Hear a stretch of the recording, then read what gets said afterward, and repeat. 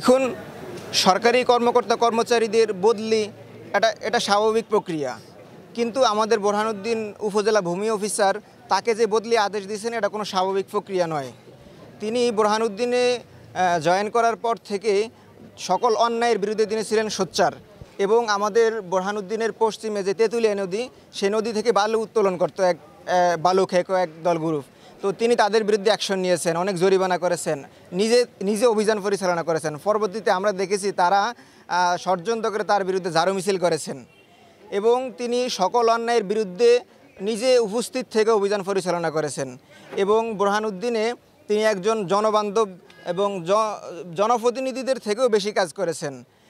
তার এই ভালো এবং তার এই অন্যায়ের বিরুদ্ধে কাজগুলো দেখে একটা মহল সেটা মেনে নিতে পারেনি, তাই তারা সরকারি ঊর্ধ্বতন দপ্তরে তার বিরুদ্ধে অভিযোগ দেয় এবং আমরা তার এই বদলি আদেশ মেনে নেব না। বোরহানুদ্দিনবাসী কখনো মেনে নেবে না। আমরা প্রয়োজনে সর্বোচ্চ মহল পর্যন্ত পৌঁছাবো।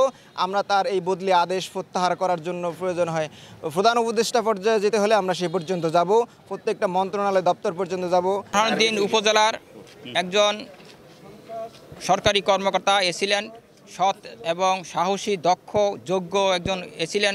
জয়েন করছে মাত্র 1 বছর 1 মাস হয়েছে।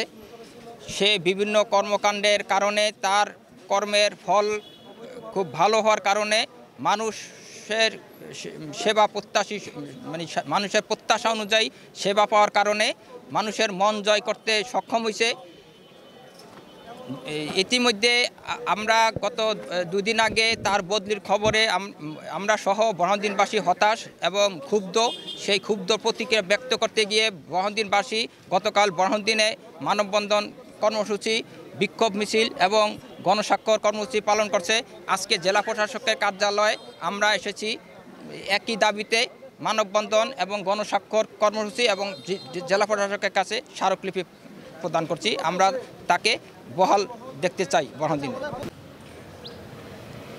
আমি আজকে এখানে দাঁড়িয়েছি বোরহানুদ্দিন উপজেলার সহকারী কমিশনার ভূমি মোহাম্মদ মেহেদি হাসান, একজন সৎ, দক্ষ, নির্ভীক অফিসার।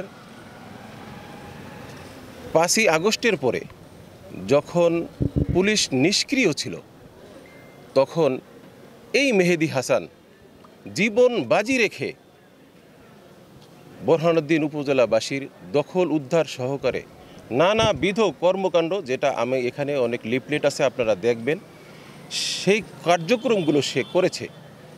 তো অনাকাঙ্ক্ষিতভাবে তার একটা বদলির আদেশের খবর পেয়ে আমি আজকে এখানে স্যারের দ্বারা এক সময় আমি গেছিলাম, আমি প্রতিবন্ধী, আমার এক হাতে এক পা নাই।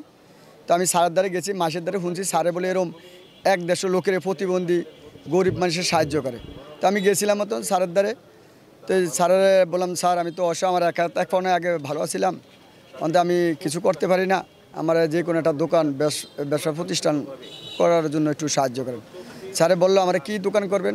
স্যারে বললো আমি যদি মুদি না তো ফাস্টফুড। স্যারে আমার এক হাত নাই, এক পা নাই, আমি এটা পারবেন না, আমি ডিমের মুরগির দোকান দিয়ে দিই।